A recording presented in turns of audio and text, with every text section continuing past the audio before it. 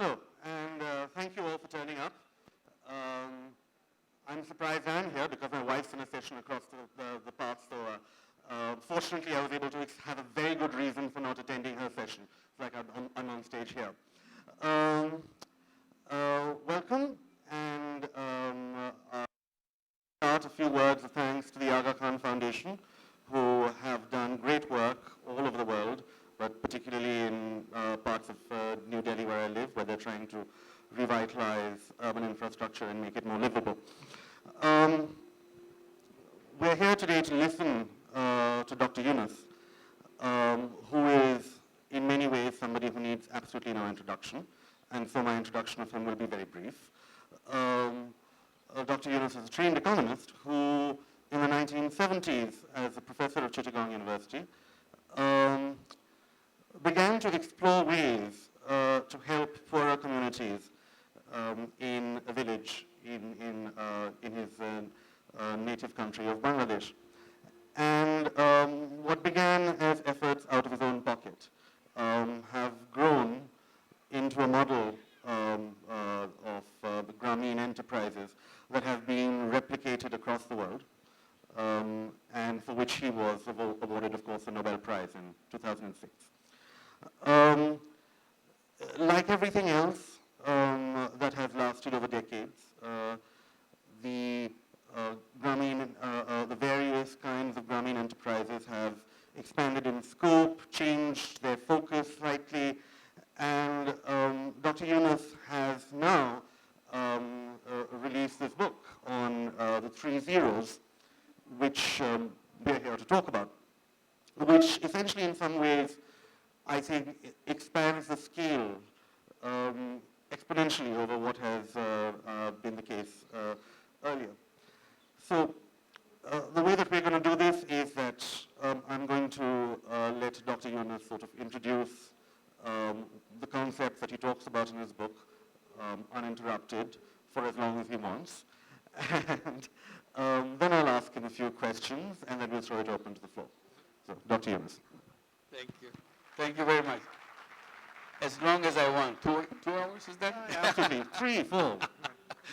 No, I'll be shorter than that. Well, wonderful to be here and discussing the book that I recently published, 3 zeros, A World of 3 zeros. My work, as it was introducing as lending money to the poor women, began as a kind of accidental thing. It was nothing pre-planned or researched or anything like that. Out of desperate situation, I did some desperate thing, start lending money out of my own pocket to protect people from the loan sharks in the village. And I had no idea this will go into several villages and all over Bangladesh and spread all over the world. And it became known as microcredit, the word that translated the Bangla word that we were using. And now looking back, I think I should have translated it something differently. Instead of microcredit, I should have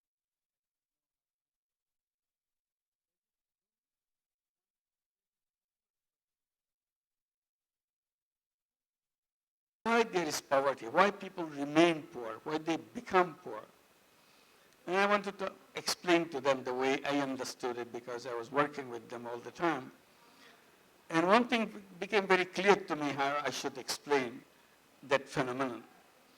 And I keep repeating that now, and I start inquiring into that issue that more deeper and deeper, and I feel more convinced by my statement that I made early years. I said, poverty is not created by poor people. Poverty is created by the system. So poverty is not a problem with the poor people, generated by themselves. It is externally imposed phenomenon on people. People who are as good as anybody else, but somehow system that we created around us make him remain poor struggle at that kind of lowest level of survival. And try to make it explain how I feel that, why I say that. I give always an analogy by referring to the bonsai tree, that little tree that we keep it in our drawing room or someplace in the house, in the garden. You take the seed of the tallest tree in the forest, and pick the best seed possible of that tree, and put it in a flower pot, and let it grow. An amazing thing, it grows. It comes up. But then it stops. It doesn't grow more than 2 feet or 2.5 feet or 3 feet or something like that. We call it bonsai. It's an exact replica of what we saw in the forest, the big one. And you wonder why it didn't grow as tall as the one in the forest. The explanation is very simple. Explanation is we didn't give the seed enough soil to grow on, enough base to grow on. So we gave only a flower pot to grow on. So it didn't grow as much as it could have been in the forest. I said, poor people are bonsai people. There's nothing wrong with their seed. Simply society never gave them the base, never gave them the space where they can grow as tall as everybody else. So you always look at the problem that's created by the system which creates this phenomenon of poverty. So I was always pushed into doing that. Tell us what is the problem in the system that creates immediate poverty. I said, since I'm working with tiny loans, I can give you a quick one. I said, the financial system is one, which is a major cause of poverty. Why? Because I say, people need economic oxygen. Like if you don't have oxygen in this place, we cannot breathe. We cannot stay strong, healthy. We collapse because there's no oxygen. For poor people, financial services is the economic oxygen for them. That doesn't exist for them. So since it's not available, that financial oxygen is not available to them, they cannot breathe economically. They cannot function. They collapse. And that's what we call poverty. If you connect them with the financial oxygen, suddenly they become alive, they become active, become strong, confident. And that's what we are trying to do to the microcredit. And suddenly it works. It changes all the things around him. This is one intervention only. There are many other things, but this is the immediate one. Entire financial system created in the whole world behaves in the same way. It doesn't go to the poor people. If you look at the entire financial system, you can almost say half the population of the world is not connected with that financial system. And they try to explain to me many times when I argue with them, the people who run the financial system, that it's not our fault. Poor people are not creditworthy. That's why we cannot come and do business with them. Then I started changing this sentence in a different way. I said, should you judge whether people are creditworthy or not? Or it should be turned around. People should be judging you whether you are people-worthy or not. The question is, you are not people-worthy. And you are blaming the people who are left out as if it is their fault. I said, that's why you have to look at. And look at the microcredit thing we have done, how it works, how beautifully it's working all over the world. And still you have not changed anything in that. So this is the financial side of it. And then it leads to other issues. Now when you are poor, you are not only poor, you are poor in many, many other aspects. So, for example, you are poor, if you are poor in health. It goes together. It's the two sides of the same coin. What happened? How do you address this issue? Financial issue, understand, give microcredit. What do you do with the people who have health conditions poorly done? Their children, women are extremely, they are victims of poor health conditions. How do you improve that? So when I got involved with that, I came up with my own ideas of how to address that. Every time I see a problem, it became a habit with me. I create a business to solve it, like I did the microcredit, to solve the problem of their financial system. And for health problem, I create a health system as a business to bring it to the poor people. I started with sanitation, I started with night blindness, and created things which address the night blindness and help millions of children in Bangladesh to overcome the problem of night blindness. Night blindness today doesn't exist in Bangladesh anywhere. It used to be every home, every child, or almost all the majority of the child has suffered with that. So this is a very simple intervention. Do it in a business way. I'm not elaborating what the business is all about, but you have to do it in a sustainable way. I always avoided doing it in a charity way. I said charity is a wonderful idea, but it has a limitation. Charity money goes out, does a great job, but the money doesn't come back. I said you have only one time use of your money. What I have done, I take the same situation, same objective, create a business to solve it, and then call it social business. And social business money goes out, solves the problem, money comes back. Then you can use the money again and again. So it becomes a very powerful money because it never stops working for you. So between charity and social business, I opted for social business. So I created business after business, more than 60 companies I created in Bangladesh to address these issues. Then it led to other controversies. Why do you create business which is unlike the conventional business? Conventional businesses are run for making money, making lots of profit. Just a second.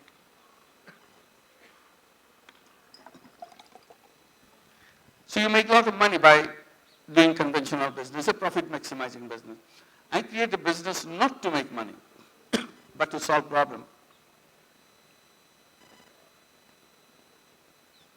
And I had to distinguish it from the other businesses because people get confused. They start accusing me that I'm destroying the whole idea of business. I said, no, this is a separate business. Don't get confused between the two. This is a non-dividend company to solve human problems. I have no intention of making personal money out of it. Company makes money, money stays with the company for expansion and so on and so on. But the whole purpose of the company is to solve the problem. So create a series of them. Said, how do you accommodate it in the economic theory? I said, the present concept of capitalist theory, we cannot do that. But the present concept misinterprets human being. Human beings are treated as a person who is driven by self-interest, is a selfish person.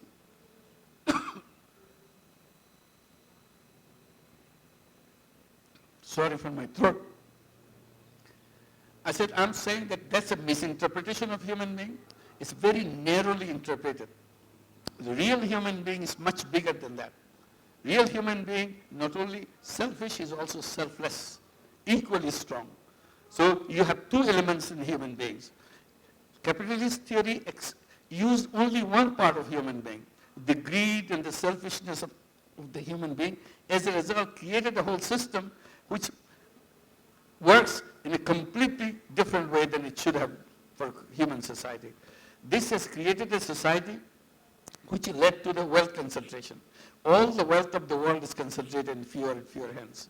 Today, 8 people in the world own more wealth than the bottom 50% of the entire population of the whole world. 8 people versus 4 billion people. The wealth of the 4 billion people equals to the wealth of the 8 people. And every year is becoming worse and worse. So you have a whole huge mushroom of wealth on the top, owned by few people, and the stem of the mushroom is where 99.9% of the people own is the stem of the mushroom. And the mushroom is getting bigger, stem is becoming thinner. I said, this is not an economy, this is a mockery of the economy. So how do you address that? You address it by fixing the capitalist system that it exists so that we can address that. In order to do that, we have to recognize the selflessness of the people and introduce it into the system. Tell our children as they grow up in the family, in the school, that you have 2 choices in life. You can either create a business to make money for yourself, or you can start doing business to solve problems of the world. So these are the things that we can teach. So once we do that, we can create a completely new kind of world for us. A world where there will be no poverty, zero poverty, and we can talk about the zero unemployment, Again, I said misinterpretation of human being extends to another direction. Not only we don't have the selflessness into the economic theory, also we are telling all our human being that all the destiny of the human being is to get a job. I said that's a very wrong interpretation of human being. Human beings are not born to work for somebody else. Human beings is a completely independent entity. That's our history says. That's why our prehistoric days, we are not working for anybody. We say when we are in the caves, we're not sending job applications from cave number 5 to cave number 10. Do you have a job for me? We didn't do that. We went out, we became the hunters, we became the gatherers, we did everything by ourselves. We are an independent person. But how come in the last 2 centuries we are told that only salvation we have, only destiny we have is to find a job? I said this has diminished the human being, that finding a small little job for him, which is created as a person of unlimited creative capacity. So all this creative capacity is wasted because he has to take a job for survival. I said we have to tell the children, everybody, that we have, basically we're all entrepreneurs, and that's our first choice, and then you can also see if you want to work for somebody else. But we should be ready as an entrepreneur. If we become entrepreneur, then job, again, you do not have the wealth concentration possible. Because if you, first of all, if you are entrepreneurs, suppose we are all entrepreneurs, one thing immediately happens, we are not working for anybody. If we're not working for anybody, those people who have the companies and things own wealth, they cannot hire us to make them more wealth, enhance their wealth, increase their wealth. So their wealth cannot increase anymore. Since we are entrepreneurs, we catch the wealth ourselves. So billions of people catching their wealth, the concentration is not possible, it's distributed. So if these 2 ideas can be incorporated into the system changes completely. We can redesign the entire economic system to address these issues, make it happen in a different way, so that we create a completely new civilization. Present civilization is based on greed. Greed-based civilization is on a danger path. It is a ticking time bomb. If all the wealth gets concentrated and more in lesser and lesser hands, there will be enormous amount of anger in the society, the whole society will fall apart. So before we come to that point of no return, it's our time to address these issues and see we can create a new world, a new civilization based on empathy and human values. Thank you very much.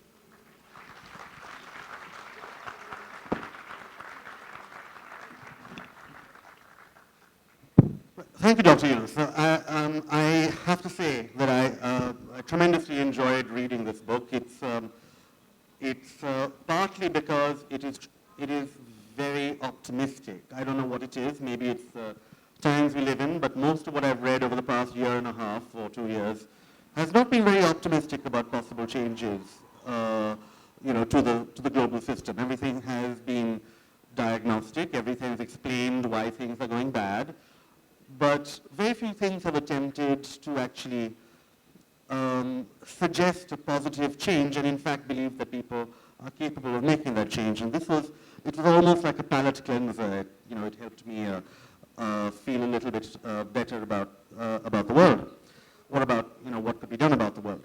That said, Dr. Yunus, I want to sort of start off by maybe asking you to explain a couple of things a little further and challenging some of them. The first is this concept that, as you have mentioned, of zero unemployment. So, the 3 zeros, as Dr. Yunus said, are zero poverty, zero unemployment, and zero carbon, right? So solving 3 great problems that we are faced with in the current world through this approach. On the question of zero unemployment, as you have just said, people should be trained to start thinking of entrepreneurship as an alternative to working for someone else. And interestingly, a phrase that you've been using for some years, that young people should be job creators and not job seekers, is a phrase that Prime Minister Modi has started using here in the past 6 to 8 months as well. In fact, it's in the BJP ads now. So I just thought maybe you can ask them for royalty. But the question that I have about this, and I have to tell you I'm not completely comfortable about it, is twofold.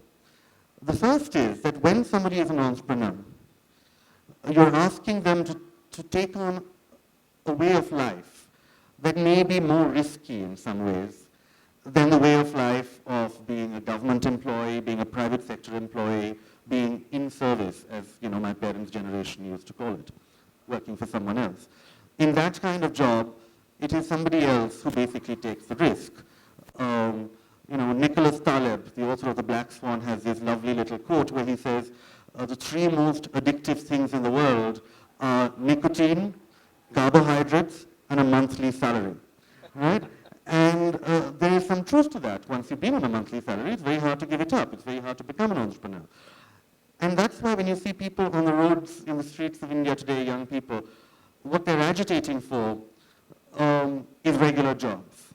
And I'm not sure that they will be satisfied if they're given an alternative to become entrepreneurs. So do you think that there's something wrong in what we're telling them, or do you think that it's just that some people are more cut out to be entrepreneurs and some are more cut out to be in some other kind of job? Well, thank you for the question. It's all a question of perspective, because you're assuming that someone already has a job and a monthly salary and so on, and offered an option of entrepreneur. If he's addictive, of course he will not come down. You change the scenario, say, an unemployed person struggling to find a job. You give them an offer that, would you like to be an entrepreneur? Would you like to take risk? So you'll be weighing the two risks. One, no income at all, and humiliation and all that. And there's a chance, even a slight chance, that maybe it will be different. So there it will be completely different scenario. So that risk factor will be weighed in this kind of thing. And about starting a business, yes, people feel unfamiliar with that.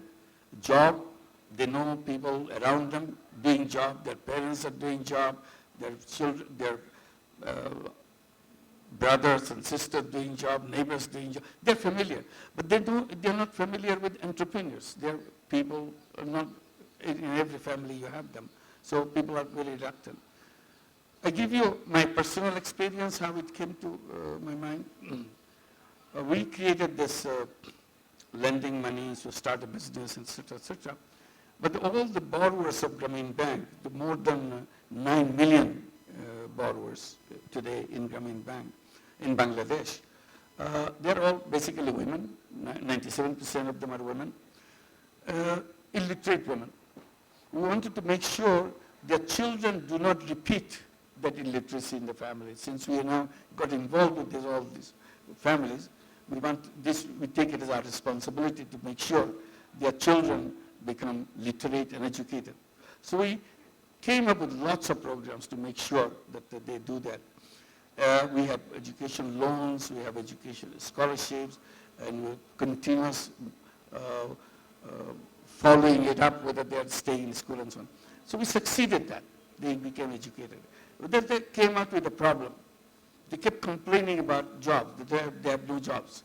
That's when I took a challenge with them. I said, why are you looking for jobs? Who asked you to take a job? I said, forget about job. Job is an old-fashioned idea. It's an obsolete idea. You remove it from your mind that something called job at all exists. You retrain yourself. Every morning you get up, you repeat to yourself, I'm not a job seeker, I'm a job creator. I'm an entrepreneur. And behave like an entrepreneur. Feel like an entrepreneur. Then you feel tall. If you're a job seeker, you feel small. That's two different things. Then they say, how do we become entrepreneurs? We don't know. Nobody told us how to become entrepreneur. And we have no idea what kind of business we can do. Then I challenged them. I said, I kept telling, think about your mother. Your mother joined Grameen Bank some 20 years, 25 years, 30 years back, and still she is in Grameen Bank continuing with your business. when she took the first loan in her life, 30 years back, she was scared to death to take this money. It was something like $2,000 taka, 3,000 taka. With 3,000 taka, 4,000 taka, if she can become an entrepreneur and take all the risk. She was never sent to any school to be trained as an entrepreneur. But she got out and made the decision to take the money and start a business. And that's what she did. And she did that over the last 30 years. And that's where you're born. And she sent you to school. And you have your education. What does all this education mean to you? If you're not as good as your mother, your illiterate mother can become an entrepreneur without hesitation. And you're saying that nobody has trained you for that? Who trained your mother? So you go back to your mother, learn from her, be the normal human being that she was. No education should contaminate her mind. She remained a real person, and she acted as a real person, become an entrepreneur. You got contaminated with your education that you have to have a job and all those ideas that you have to get positions and monthly salaries and so on. So forget that, go back to your mother and ask her, how did she come up with the idea? You said you don't have an idea. If she can come up with an idea, how come you don't have an idea? So now we have institutionalized the whole thing. We created a social business venture capital fund and asked all the young people to come up with the business ideas. Once they come up with business ideas, we invest in their business. We become their partner. Once they become successful, all they have to do is to return the money that we gave them. Because we are social business, we are not interested in taking any profit out of them. I said, this is the difference between the conventional venture capital, where they are there to make lots of money out of these ventures that they funded. We are saying we are not interested in your profit, we are only interested in your success. If you are successful, give us back the money. Now thousands and thousands of these young people are coming because they are unemployed. This is an opportunity. This is not a loan I have to carry. This is a partnership. This is as much risk on us as they have, because we finance them 90%, they get only 10% of the finance. Our risk is 90%, so we share the risk. So that way they feel bored. They said, why not? Let's do that. Now they are successful, they are doing it, they're paying back. It's a question of how you design the financial system. The trick to the whole thing, and I keep saying that if we put all the money on the table, everybody in the audience will become entrepreneurs. Simply that money is not available at the table. That's how we have to look for jobs and go through all the humiliation of having a job and all that. And then this job will not be available very soon. Artificial intelligence is coming. They are telling you already that all the people who already have jobs will not have jobs. Where do you go? Already millions of people, billions of people are unemployed. And at the same time, your artificial intelligence saying those who have it will not have it. So we have to go back and look at our theory, what it says, what is the person that as a human being we are. So I want to sort of stick with some aspect of this job creation dilemma for a while, because it's really something that across the world, including in India, we're struggling with. We're trying to work out how to deal with it. And your solution, the social venture fund, is intriguing. In India, one of the things that is being tried, one of the attempts being made by the government to address and to increase the possibilities for entrepreneurship is from the nationalized banks. You have cheap, relatively cheap, small loans being granted to people to set up small and medium enterprises. This is the Mudra scheme. In some sense, what do you think is the difference between a private bank loan, a nationalized bank loan, both of them targeted at small entrepreneurs, and the kind of thing that you're suggesting? What is the essential difference here? Essential difference is what works. If it doesn't work, you have a long list, doesn't make any sense. If it works, no matter how you're doing it, as long as it works, as long as it's sustainable, as long as there's no corruption in it, it's good. So the question is, if all those listed people, how many people they have funded already and how many are left out. At the speed they're going, how long they will take to do that. The numbers are not very encouraging. Absolutely, that's what it is. So I said we just started about 2 years back. Now thousands, every month we have at least 2,000 new entrepreneurs which are being funded at this 2 years speed. Next year that speed will be doubling because now speed is picking up. This is a question of doing that. So this is the kind of thing, and they feel comfortable. Because they feel comfortable, they don't have to bring documents from their home, their land, and all, nothing. This is your business plan, we worked through it, and we agreed, here is the money, go right ahead, we are with you. And that leads me, I mean, this thing about not having to bring documentation to the labs where you pitch your business plan is very interesting because towards the end of your book, you list some things that you feel should change about, the laws and the systems that to enable the kind of altered economic future which you're suggesting. And one of them is, in fact, that you feel that regulations on small business owners, and particularly poor people who want to shift into entrepreneurship, are just too harsh, or too oppressive, or too onerous. And could you speak a little about your experience there? Because I found that a very interesting part of the book. It's interesting because, again, we suffered a lot on this ourselves.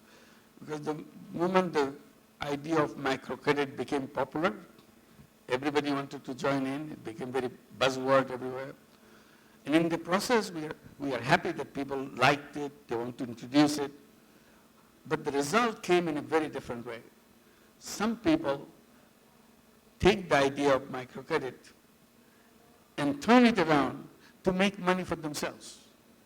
We started microcredit to help people to get out of poverty. That was our objective. That's why we're explaining our business is different. But somebody picked it up and want to make as much money as possible. There are IPOs being launched for microcredit program. Including in India and Andhra Pradesh, for example. Andhra Pradesh and so on. There are other countries also, Mexico, same kind of thing happened. And we are shocked. What we started is to fight the loan shark. That was our beginning. That's why I mentioned that. Our beginning is to fight the loan shark. Now we developed a system which now taken over to become loan sharks themselves. And to the extent the loan sharks who were traditional loan sharks, they started saying we are in microcredit business. See, got all confused, everything. So now I have to go and tell everybody, look, there is a right microcredit and there's a wrong microcredit. Don't get mixed up between the two. You draw the line, which is the right microcredit, what are the features of a right microcredit, and what are the features of wrong microcredit. Now government has given license recently in India, which was a good thing. I was applauding them, that they now don't have to depend on international money, donor money to run their microcredit program. They can take deposits, public deposits, and lend money to the poor people. Now I hear these banks are going to launch IPO. So what message they will have to give to the IPO when they launch the IPO? To the investor, they say, oh, we will make a lot of money lending money to the poor people. That's the message they have to give. That's a wrong message. You're not lending money to or investing money to microcredit to make more money for yourself. You're lending or investing money to microcredit to help poor people get out of poverty and get your money back. That's all. So that's what the social business idea comes. And then you become transparent, you become easy, people feel comfortable, and your entire intention is to reduce the interest rate. You start at a point, but your technical skill, your efficiency level increases to make the interest level lower and lower and add more and more services to that.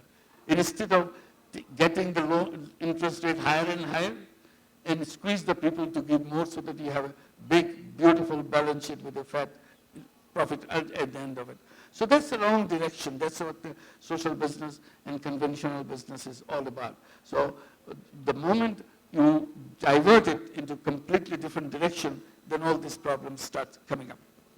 But also you described how, in some sense, when there are barriers put on between the borrower and the lender, so that you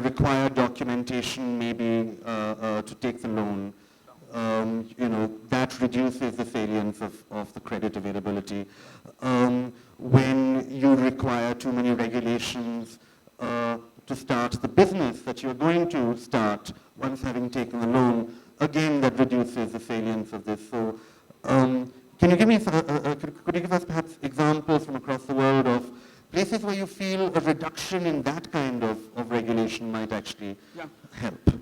I'm glad you raised that question. Within Grameen Bank, we have a lot of documentation, but all the documentation is done by the bank, not by the borrowers. Borrowers don't have to carry anything. We do everything, entries and bookkeeping, everything. And this is one system where there is no legal document between the lender and the borrower. Absolutely gone, forgotten right from the beginning of it. We never came back to it ever, continued as it is. And we even brag by saying that kind of a Grameen Bank in Bangladesh is the only bank in the world which is lawyer-free. We don't need any lawyer because there is no legal document or any papers needed. So we don't have to have a number of lawyers sitting around looking at their documentation and so on. So that reduces the cost, and we have to fully depend on the mutual trust. The whole system works because of building the trust. And that trust is kept from both sides. People say, oh, women in Bangladesh probably don't understand that. They can break this anytime they want. If it's in another country, probably they will not care. We run microcredit program in the United States. At their invitation, we started that. We call it Grameen America. We started in 2008, January 27th.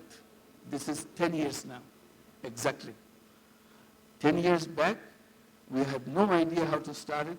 We sent somebody from Bangladesh, a manager of branch, said, you know how to do it, you have opened several branches, you have experience, you go open another branch in Jackson Heights, New York. He said, I've never been to United States, I don't know anything about them. I said, we are not sending you to United States because you're expert in the United States. We are sending you because you're experts in Grameen Bank. You don't care for any advice they will give you, because they will give you lots of different advice. This is not Bangladesh, you cannot do it this way, impossible, people will not listen to this. You just do exactly what you do in Bangladesh, no attention whatsoever. Whoever the big boss, big guy will tell you anything. He really followed that and created a beautiful branch. Now today there are 20 branches in the United States, 7 branches within New York City, and other 12 cities, there are remaining 13 branches, in total 20 branches, reaching out to 100,000 borrowers, 100% women. They lent out over $1 billion already with 100% recovery record. And they are celebrating the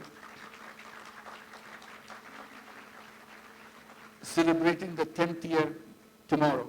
Celebrate the 10th year and design in the next 10 years how big they will be. And 80% of those branches are self-sustaining. They cover their cost. They were always telling it's impossible to cover cost in the United States because salaries and everything is so expensive. Now 80% of those branches cover all the cost of the branches, everything, and they create surplus to cover the cost of the head office and everything else. So this is something, again, I'm giving an example. These are not Bangladeshi poor illiterate women. These are women in the United States, living in the in cities like US, New York, Los Angeles, San Francisco, Miami, and other cities. So they know everything, but they follow every single plan. And this is based on trust. If the trust can work in Bangladeshi village, it can work in the inner city of the United States, it has a meaning to it. So that's a global phenomenon. Everywhere it went, we didn't get back with the global. So everything we do, even when we are moving to the next generation, the one that we saw with the young people and becoming the new entrepreneur, instead of unemployed people, they were becoming new entrepreneur. There is no legal document either. So they will be taking much, much larger loans than their mothers did. But still, we didn't start with the legal document and so on. It's a question of looking at it in a different way. When we talk about a selflessness business, people laugh at us. Is there something called selflessness in business? I said, yes, it's in you. You never found it. And I give examples of big companies now working with us, like Danone, like Veolia, like Intel Corporation. All of them have a joint venture with us in Bangladesh to create social business. And the first line of the social business is, we shall never take any profit out of this business. We are creating this business to solve this problem, however we have defined it. One, in the case of Danone, we addressed the problem of malnutrition among the children. We created a special kind of yogurt with all the micronutrients which are missing in the children, vitamin, iron, zinc, iodine, and all that, and make it very cheap so that poor children can afford it, and made it very delicious so that they like it. The idea is if they like it, they can afford it, they will eat it, and they will overcome their malnutrition. And now it's a very popular yogurt in Bangladesh. So this is the kind of thing. With Intel Corporation, we follow the pregnant mothers, because pregnancy leads to death to many women.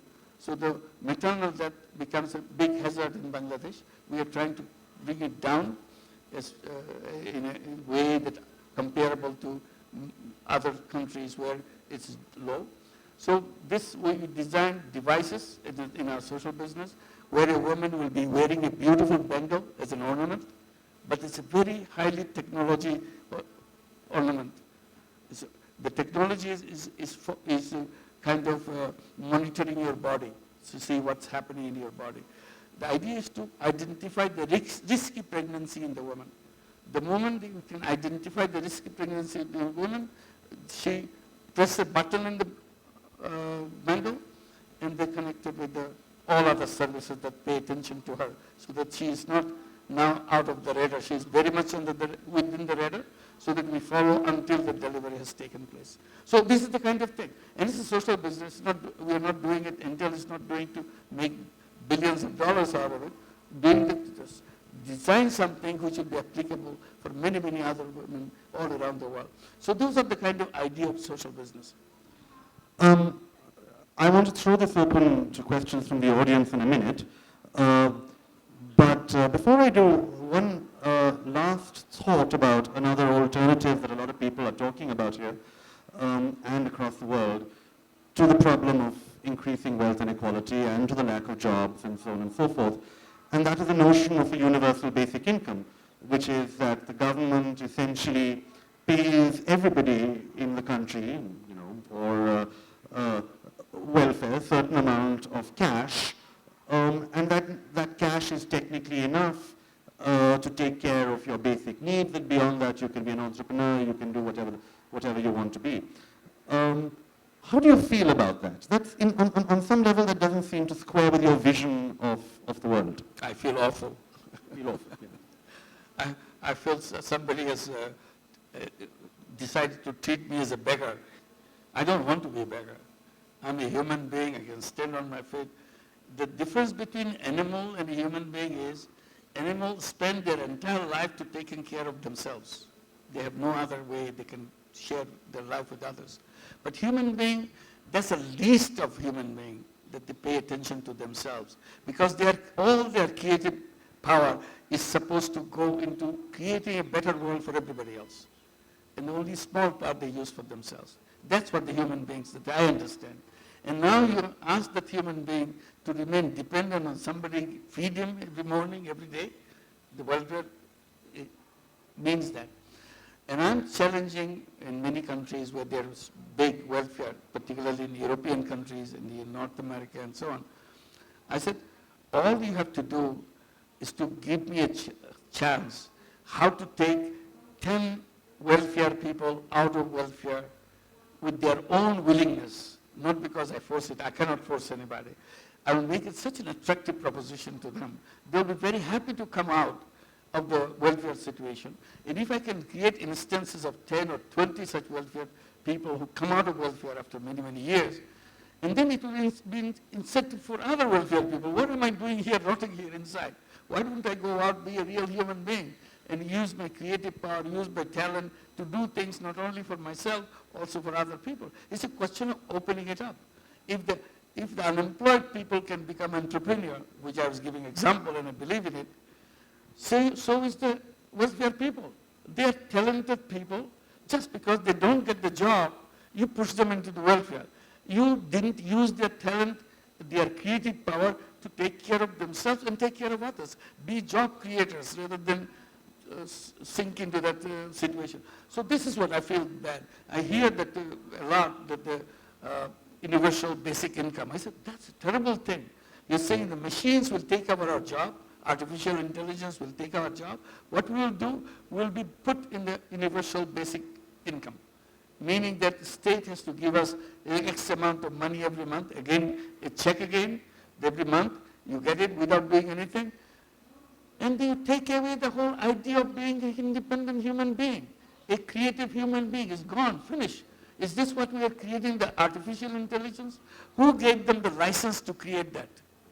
And that's my question.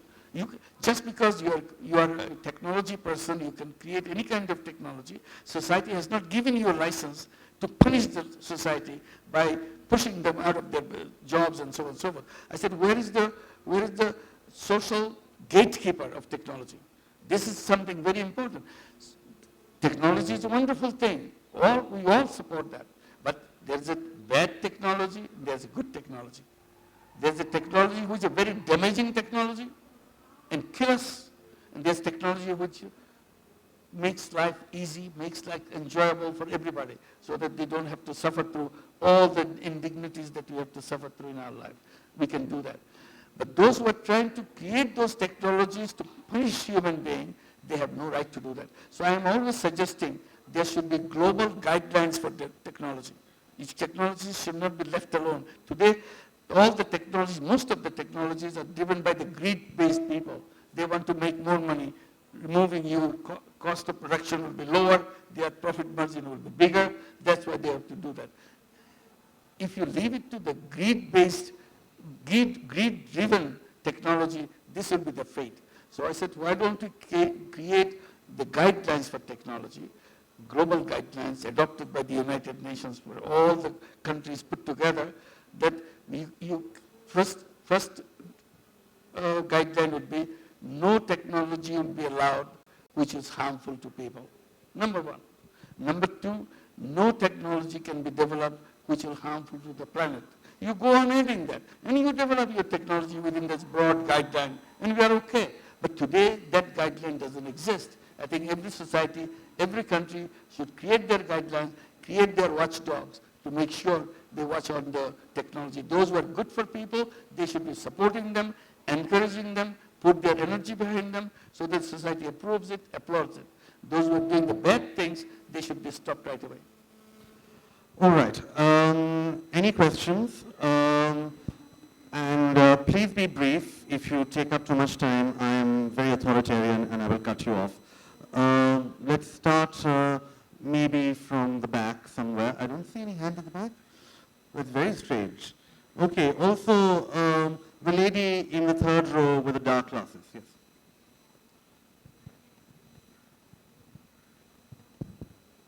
Hello. Hello. It's really a pleasure to be here with you. Thank you. So my question actually I had two, but Mihir sort of beat me to the first.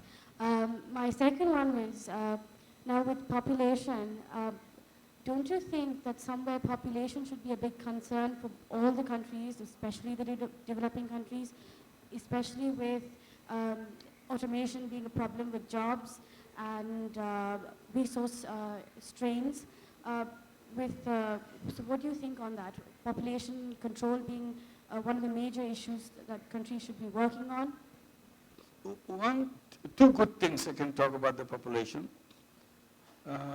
Globally, there's been proven, there's been demonstrated, the more the quality of life gets improved, population growth declines, and to the extent it becomes negative. And we have many cases of negative population, Japan, Germany, and others, having a big another problem, negative growth rate of population and so on. So this is, if we improve the quality of life, which we can do very easily, no big question about that, population rate will go less. Bangladesh is another example. Bangladesh population growth rate was one of the highest in the region. And over years, it came down to the lowest in the region in the last 20, 30 years. What is it that happened in Bangladesh? Anybody will tell two things happened in Bangladesh to make it happen. Not because Bangladeshi government is very good at family planning thing and so on. The family planning facilities were important, but people have to have the willingness to use that. The two things that happened, one is a tremendous change has taken place in Bangladesh among all levels of women, particularly the absolutely bottom level of women, completely. The situation of women in Bangladesh 30 years back and 30 years later is totally different. That changed everything. They become more self-reliant, they have voice in their family because microcredit worked very well for them. They have access to finance, they have their own savings account, they can make their own decisions, family decisions cannot be taken without her consent. And all she was shy about other people. If a man entered the village, every woman in the village will be rushing back to their home so that they are not seen in that. Today, if a man comes to a village, every woman comes forward to say, who are you, where are you coming from? Totally different kind of thing. So this is one, I think, is a very important thing. And also the mobilization that has taken place among the people within the villages and so on, by the activities of the civil society, bringing healthcare system and so on. That they understood the quality of life is more important than the number of children. So that brought us down to the way we are very close to now coming to the kind of sustaining the growth rate, population growth rate, at zero growth rate kind of situation. So this is the replenishment rate that we come to. So if we can do that, if we can mobilize the bottom level of the people, energize them, giving them the dream, giving them the hope that yes, I can do that, it's possible for me, my children will be better, that they can do that, they can move on, and I have a chance. That changes everything. Other way, family planning, you cannot just pass a law like the China did, two-child family and so on. You can't do this in most of our countries. So we have to find other ways how to address that. And there are concrete examples, and that's why I'm mentioning these are the two ways we can do that. Okay, further questions? The lady in the front row with the pad. Hello. So my question is, certain parts of the country are accepting microfinance, but are using microcredit not to start a small business, but to cater their personal loans, like wedding loans. And that in turn is creating a lot of NPAs. So this is against the concept of on which microcredit was started. So my question is, what is the solution to a problem like this? How can this be catered? Yeah. And again, this is the popularity of the word microcredit creates all this problem. I said there's a right microcredit, there's a wrong microcredit. What you gave the features, these are the features of a wrong microcredit. Microcredit is always the one that we practice, we created, is for income generating activity. Some use this microcredit to sell their product. It is a business loan to buy things, is a financing the purchase of your commodities and so on. That's not what the microcredit is all about. Microcredit is something that you have to pay back with your own income generated out of the money that you got. So this is investment money. So when it becomes consumption money, you have detour completely. You create problem. So it's a fault of the microcredit people who are running that. They found it more attractive. They make more money by doing that. They don't care whether people can afford that kind of thing. When you get cheap money, easy money to buy things, and there are companies always advertising this is so good, and you want to buy it, and you fall into the trap. Without having an income, you're already spending it. So that is again changing the whole idea of microcredit. Microcredit is enhancing your capability to earn income rather than spending money. You spend money after you earn income, not before you earn an income. So this is very important part of the income. And not only this, and there are many questions comes in India, particularly in India, suicides. Microcredit is blamed for suicide. And again, the microcredit is not something that is lead to your suicide, because in Grameen Bank, one of the things that we always started as a fundamental principle of it, there will be no punishment involved in microcredit. No kind of punishment. Even if you don't pay back, we don't come with a kind of giving you a dirty look, why didn't you pay back? We know poor people will be suffering, they have this problem. Bangladesh has frequent floods, terrible floods, not just simple floods. And it's the poor people who suffer the most. They lose their home, they lose their properties and whatever they have. They lose their income. But microcredit program continues. Doesn't mean that you have to pay back. During the flood, microcredit institution like Grameen Bank, their responsibility is to go and help them survive, provide them the food, provide them shelter, provide everything. It's not to give me the money because you owe me the money. That's not the microcredit that we have designed. Ours, and the Grameen Bank itself is owned by the borrowers. It's not owned by me, it's not owned by anybody else. So it's an organization, a collective of all the poor people who joined Grameen Bank. 9 million borrowers own that bank, and they sit in the board.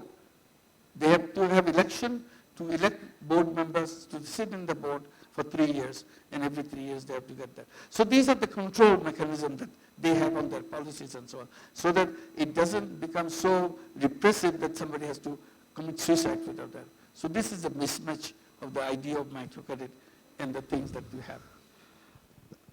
Dr. Yunus, is particularly extraordinary that you finished that answer This is 4-0. at exactly the point, the countdown that I'm looking at, tick down to 0. So thank you all for coming.